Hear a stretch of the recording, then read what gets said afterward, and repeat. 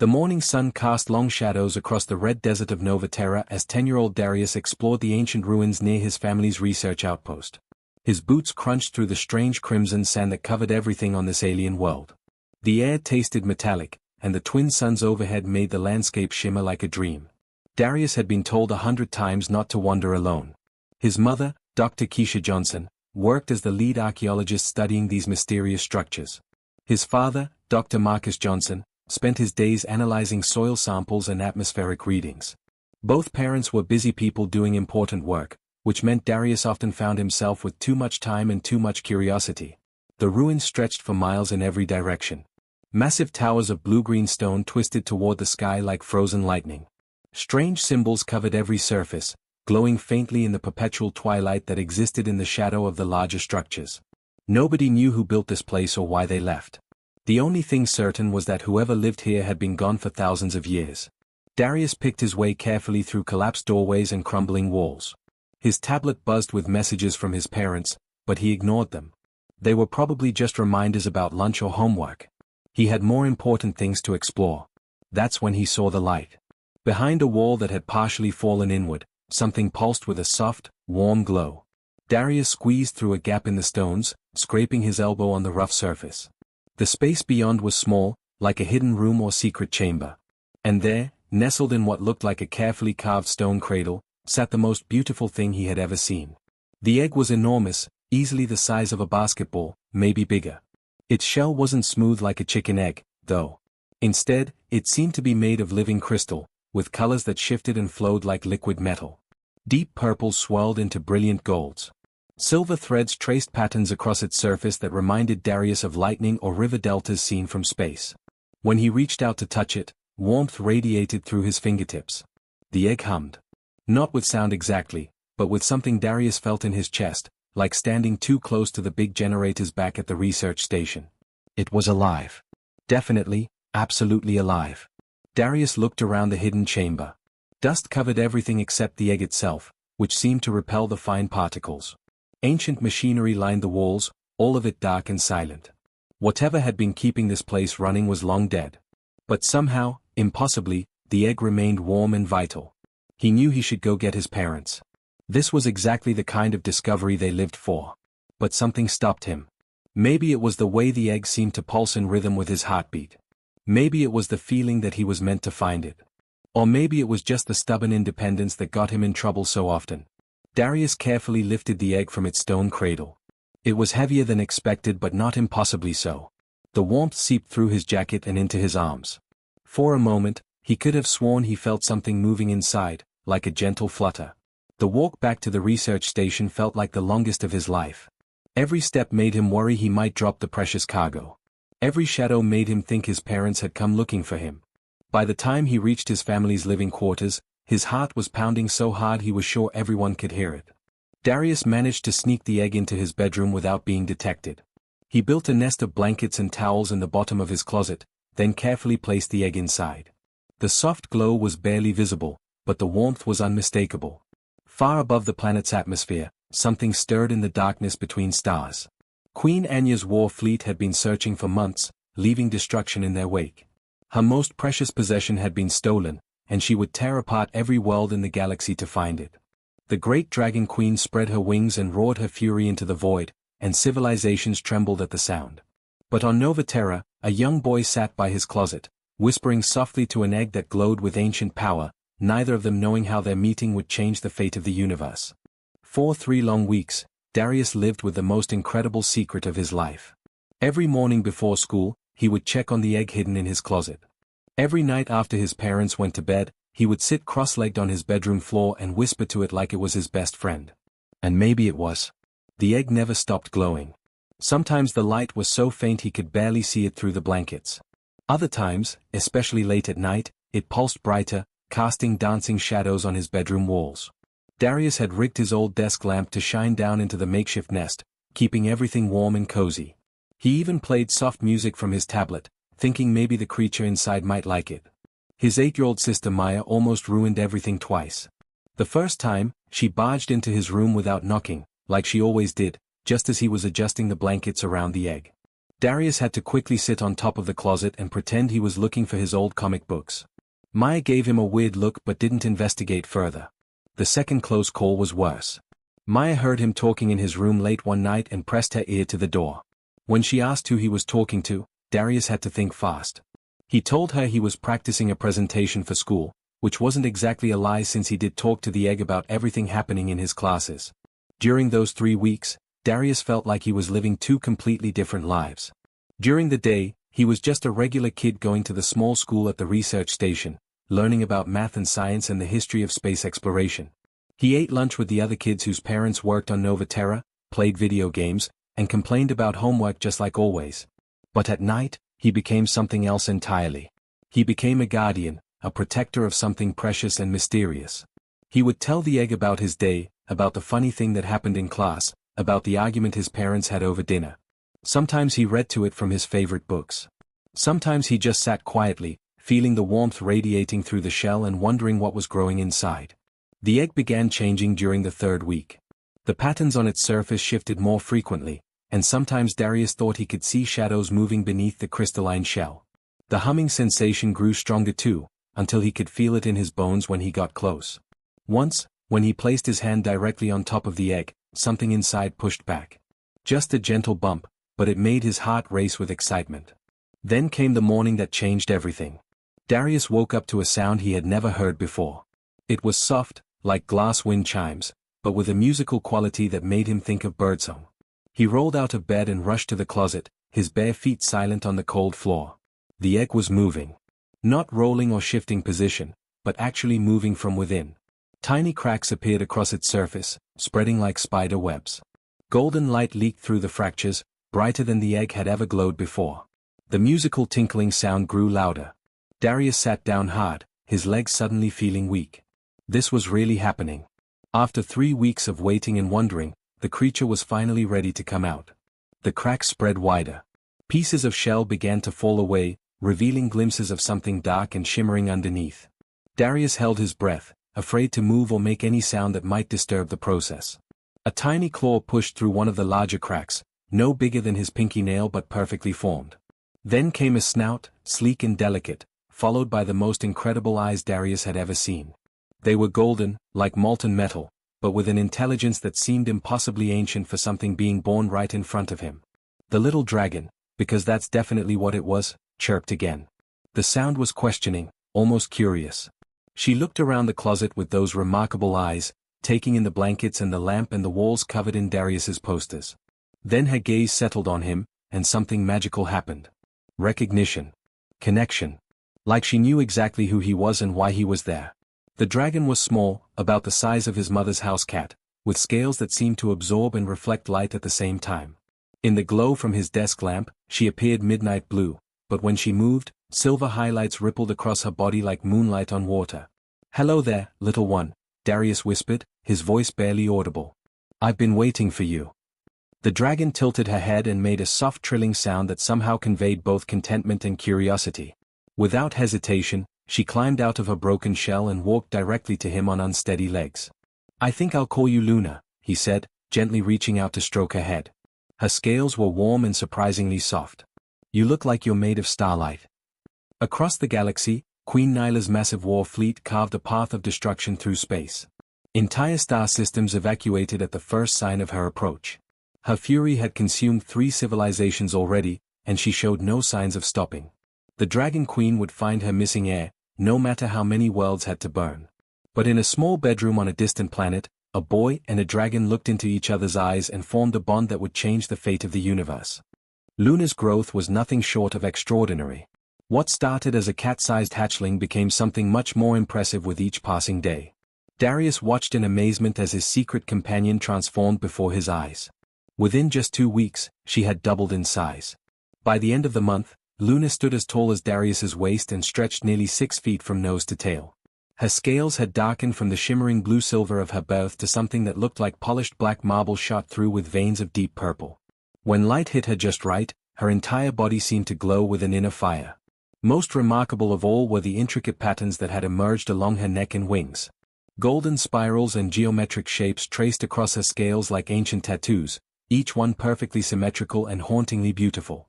But Luna's physical changes were nothing compared to what was happening in her mind.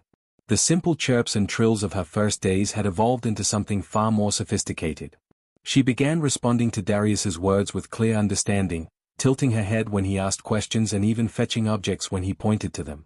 Then came the morning when Darius heard her voice in his head for the first time. He was getting ready for school, rushing around his room looking for his homework, when a calm, musical voice spoke directly into his thoughts. Under the bed, near the wall. Darius froze, looking around the empty room. Luna sat by the window, watching him with those intelligent golden eyes. "Did you just?" he whispered. "Yes," came the voice again, accompanied by what felt like gentle laughter. "Your papers fell yesterday when you were showing me your drawings." Darius dropped to his knees and looked under the bed. There, exactly where Luna had indicated, lay his missing math assignment. He sat back on his heels, staring at his dragon companion in wonder. "You can talk to me in my head." "Simple thoughts only," Luna replied, the mental voice carrying warmth and affection. "Getting stronger each day. You are, pack leader. Family." The bond between them deepened rapidly after that. Luna could sense Darius's emotions and often comforted him when he was stressed about school or frustrated with his little sister. In return, Darius shared everything with her, from his dreams of exploring distant worlds to his worries about fitting in with the other kids at the research station. Keeping Luna's secret became increasingly difficult as she grew larger and more active. She needed more food, more space, and more attention. Darius found himself sneaking out of the house at night to let her stretch her wings in the desert. Luna couldn't truly fly yet, but she could glide impressively from the tops of the ancient ruins. The inevitable discovery came on a Tuesday morning when Darius's mother, Dr. Keisha Johnson, decided to surprise him by cleaning his room while he was at school. She opened his closet door expecting to find dirty clothes and forgotten toys. Instead, she found herself face to face with a dragon the size of a Great Dane. Both Luna and Dr. Johnson froze, staring at each other in mutual shock. Luna's first instinct was to flee, but there was nowhere to go in the small room. Dr. Johnson's first instinct was to scream, but something in the dragon's calm, intelligent gaze stopped her. "Oh my goodness," she whispered instead. "You're beautiful." Luna tilted her head, studying this new human with careful attention. After a long moment, she made a soft chirping sound and settled down on her haunches, clearly trying to appear non-threatening. When Darius came home from school that afternoon, he found both his parents waiting for him in the living room, their faces serious but not angry. Luna sat between them, looking remarkably calm for a creature who had just been discovered. "Son," his father, Dr. Marcus Johnson, said gently, "we need to talk." The conversation that followed was unlike anything Darius had ever experienced. His parents weren't mad about the secret he'd kept. Instead, they were fascinated, asking dozens of questions about how he'd found Luna, how she'd grown, and what abilities she'd demonstrated. "These markings," his mother said, kneeling beside Luna and studying the golden patterns on her scales, "they're not random. Look at the precision, the symmetry. These are ceremonial markings, possibly indicating high status or nobility." "You think she's important?" Darius asked. "More than important," his father replied, his voice troubled. "If I'm reading these symbols correctly, and if what we know about dragon culture is accurate, this little one might be royalty." Their discussion was interrupted by an urgent message on Dr. Johnson's communication device. The research station's administrator appeared on the screen, his face pale with worry. "All families need to report to the main briefing room immediately," he announced. "We've received priority communications from Earth Command. There's a situation developing that affects our entire sector." In the briefing room, Darius and his parents joined the other families living on Nova Terra. The large screen at the front showed maps of nearby star systems, many marked with ominous red warnings. "Ladies and gentlemen," the administrator began, his voice grave, "we've been monitoring refugee ships entering human space over the past several weeks. They all carry the same message. An alien force is moving through our galactic neighborhood, destroying everything in its path." Images flashed on the screen showing massive warships unlike anything humanity had ever seen. The vessels were elegant and terrifying, shaped like flying cathedrals with wings that could eclipse small moons.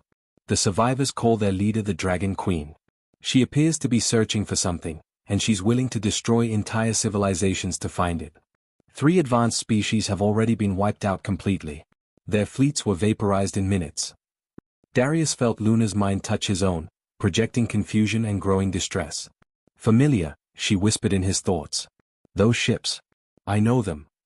As the briefing continued with talks of evacuation procedures and defense preparations, Darius reached over and placed his hand on Luna's head, trying to offer comfort. Around him, adults spoke in hushed, frightened tones about the approaching threat. But all Darius could think about was the growing certainty that his wonderful secret was somehow connected to the terror spreading across the galaxy. The dragon he loved like family might be the very thing that could destroy them all. The morning started like any other on Nova Terra, but by noon, everything had changed forever. The first sign of trouble came when the research station's sensors began screaming warnings that nobody wanted to believe. Darius was in his room with Luna, helping her practice controlling the small flames she could now produce, when every alarm in the building started blaring at once. Through his bedroom window, the sky began to darken. Not with clouds or the usual dust storms that plagued the desert planet, but with something far more terrifying. Ships appeared in the atmosphere, so many that they blocked out the twin suns completely. The vessels were massive beyond imagination, each one easily the size of a city. They moved with perfect formation, creating geometric patterns across the sky that spoke of military precision and overwhelming power. Luna pressed against Darius's side, her mental voice filled with a mixture of recognition and fear. "Mother comes," she whispered into his mind. "Very angry. Very dangerous." The largest ship descended toward the research station, and Darius could see that it wasn't built like human vessels at all. Instead of metal and rivets, this craft appeared to be carved from a single enormous emerald. Its surface caught and reflected light in ways that hurt to look at directly. Elegant wings spread from its sides, and strange symbols pulsed along its hull with an inner fire. Dr. Keisha Johnson burst into Darius's room, her face pale with terror. "Darius, we need to get to the emergency shelters right now. Something's happening, something big." But before they could move, a voice boomed across the entire research station. It didn't come through speakers or communication systems.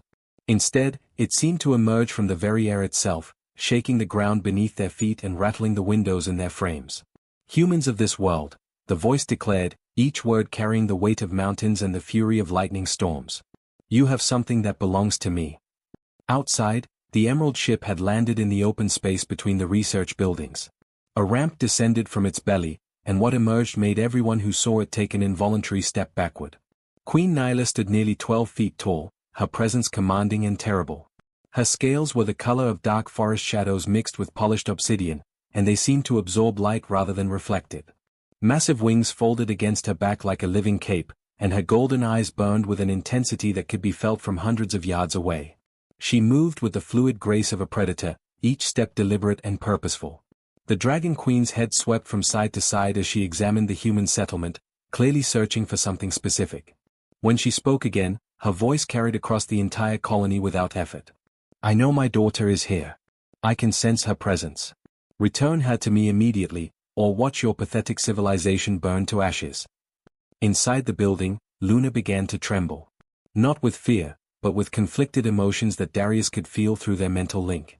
Love for her mother warred with loyalty to the human who had cared for her, protected her, and become her closest friend. "I have to go to her," Luna said, her mental voice heavy with sadness. "If I don't, she will kill everyone here. My mother, she has done this before. Destroyed whole worlds when she was angry." Darius felt his heart breaking, but he knew Luna was right. He couldn't let innocent people die because of his selfish desire to keep his dragon companion. "I understand," he whispered, stroking Luna's neck one last time. "You have to go home." Together, they walked outside to face the Dragon Queen. Luna had grown considerably over the past weeks, now standing as tall as a horse and nearly twice as long. Her scales had developed the same intricate golden patterns that marked her as royalty, and her wings, while not yet fully mature, were already impressive. But next to her mother, she still looked like a child. The moment Queen Nyla saw her daughter, her entire demeanor shifted. The terrible fury in her eyes softened slightly, replaced by relief and maternal concern. She lowered her massive head and made soft crooning sounds that seemed impossible coming from such a fearsome creature. "My precious one," Queen Nyla said, her voice now gentle but still carrying enough power to make the ground vibrate. "I have searched for you across 1,000 worlds. I thought you were lost forever." Luna stepped forward, but she didn't run to her mother's side as everyone expected. Instead, she positioned herself between Queen Nyla and Darius, her own wings spreading in a protective gesture that surprised everyone present. "This human saved me, Mother," Luna said, her voice now strong enough to be heard by all the dragons and humans gathered in the area. When I was just an egg, abandoned and cold, he found me. He kept me warm, fed me, told me stories, and loved me without asking for anything in return. Queen Nyla's eyes narrowed as she looked at Darius for the first time. The boy stood barely 5 feet tall, his dark skin dusty from the desert wind, his clothes simple and unremarkable. To the Dragon Queen, he must have seemed incredibly insignificant. "This, child, stole you from your birthplace," Queen Nyla growled, her voice beginning to carry that terrible fury again. "He kept you from your family, from your throne, from your destiny." "No," Luna said firmly, and her voice carried a note of authority that made even her mother pause. "He saved my life. The egg chamber was failing, Mother. The ancient machines had broken down. If Darius hadn't found me, I would have died." Darius stepped forward, his legs shaking but his voice steady. "Your Majesty," he said, not really knowing how to address a dragon queen but trying to be respectful. "Luna can go with you if she wants to. I just want her to be happy and safe." Queen Nyla studied the boy with those burning golden eyes, looking for deception or hidden motives. What she saw instead was genuine love and the willingness to sacrifice his own happiness for her daughter's well-being. "You would give her up?" the queen asked, her voice carrying a note of suspicion. "Just like that?" "If it's what she wants," Darius replied, his voice cracking slightly. "I love her. That means I want what's best for her, even if it hurts." But Luna had heard enough. She turned to face her mother fully, her young voice carrying the unmistakable tone of royal command. "I choose to stay with Darius," she declared. "He is my family now, just as much as you are. And if you hurt him or his people, you will have to fight me too." The silence that followed was deafening. Queen Nyla stared at her daughter in shock, unable to believe what she was hearing. Around them, hundreds of dragon warriors watched from their ships, waiting to see how their queen would respond to this unprecedented challenge to her authority. The fury that erupted from Queen Nyla was like nothing anyone had ever witnessed. Her massive form seemed to grow even larger as rage consumed her, scales rippling with barely contained energy. The air itself began to crackle with power, and small bolts of lightning danced between her claws. The ground beneath her feet cracked and split from the sheer force of her anger. "You dare defy me?" she roared, her voice causing several windows in the research station to shatter. "I am Queen of the Draconian Empire. I have ruled for over 1,000 years. Entire star systems bow before my power." Her golden eyes blazed like miniature suns as she raised one massive clawed hand toward Darius and the human colonists. Energy began gathering around her talons, growing brighter and more dangerous with each passing second. The air smelled of ozone and burning metal. Everyone could feel the heat building, even from a distance. "I will reduce this entire planet to ash before I allow my daughter to choose a primitive human over her own kind," Queen Nyla declared, her voice shaking with barely controlled fury. "Your species will learn what happens when you interfere with dragon royalty." But before the queen could unleash her devastating attack, Luna stepped directly into the path of destruction. The young dragon spread her wings wide and planted herself firmly between her mother and Darius, her golden eyes meeting the queen's with unwavering determination.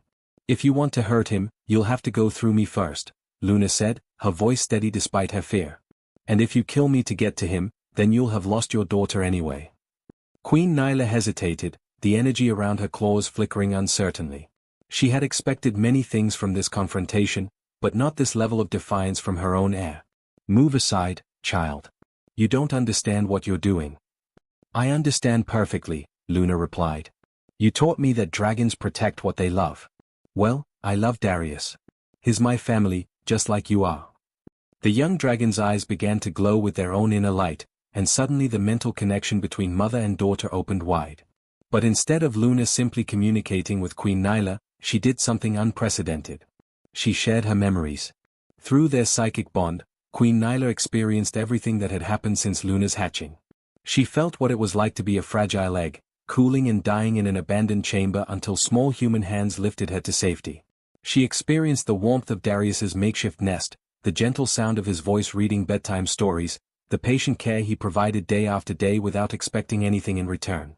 The queen saw through Luna's eyes as Darius shared his meals, gave up his own blanket when the nights grew cold, and sat beside her for hours when she was sick from eating something that disagreed with her young stomach. She felt the pure, uncomplicated love that the human boy had poured into caring for her daughter, asking for nothing except her happiness and well-being. Most powerfully, Queen Nyla experienced the moment when Luna had first hatched and looked into Darius's eyes. She felt the immediate bond that had formed, the recognition of someone who would love and protect her unconditionally. It was the kind of devotion that couldn't be commanded or demanded. It had to be freely given, and Darius had given it completely. The energy around Queen Nyla's claws began to fade as the memories washed over her. Her massive form seemed to shrink slightly as the fury drained out of her, replaced by something far more complex. In all her centuries of rule, surrounded by courtiers and warriors who obeyed her every command, none of them had ever shown the pure, selfless devotion that this human child had given to her daughter. "You saved her life," Queen Nyla said quietly, her voice no longer shaking the ground but still carrying immense power. "The egg chamber was failing. Our ancient technology finally gave out after millennia of operation. If you hadn't found her when you did." She couldn't finish the sentence. The thought of losing her only heir, her precious daughter, was too painful to voice. Darius stepped forward, his voice small but clear. "I didn't know she was a princess or anything important. I just knew she needed help, and I couldn't leave her there alone." Queen Nyla stared at the boy for a long moment, studying his face with those ancient, intelligent eyes. Slowly, incredibly, the massive dragon queen began to lower herself toward the ground. Her subjects watching from the ships above gasped audibly as their ruler, who had never bowed to anyone in 1,000 years, knelt before a human child. "You," she said, her voice filled with wonder and respect, "have accomplished something that my greatest warriors, my wisest advisors, and my most loyal subjects never could. You loved my daughter without conditions, without expectations, without seeking reward or recognition." She extended one enormous clawed hand toward Darius, palm up in a gesture of offering rather than threat.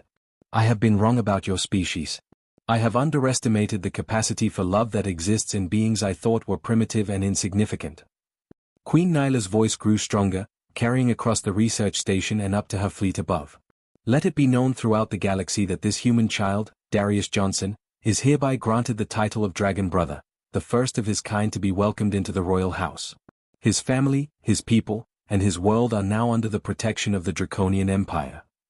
The implications of this declaration rippled through the assembled dragons like shockwaves. Humanity, a species that most galactic civilizations barely acknowledged, had just been granted the protection of the most powerful empire in known space. Years passed, and the galaxy changed in ways no one could have predicted. Darius grew from a curious boy into a skilled young man, always with Luna at his side. She matured into a magnificent dragon, her scales gleaming with the royal markings that proclaimed her heritage, but her loyalty to her human brother never wavered. Together, they became symbols of a new age of cooperation between species that had once been enemies. Darius served as humanity's first ambassador to the Draconian Empire, helping to negotiate treaties and establish trade relationships that benefited both civilizations. When conflicts arose between other species, they often requested mediation from the unlikely pair whose friendship had already prevented one galactic war. Luna's wisdom and Darius's compassion became legendary throughout the known worlds. And sometimes, late at night when they were alone, Luna would rest her great head near Darius and they would remember that first moment when a scared human boy found an abandoned egg and decided that love was more important than fear. It was a small act of kindness that changed the fate of the entire universe, proving that sometimes the most powerful force in existence isn't technology or weapons or ancient magic, but simply the willingness to care for someone who needs help retry.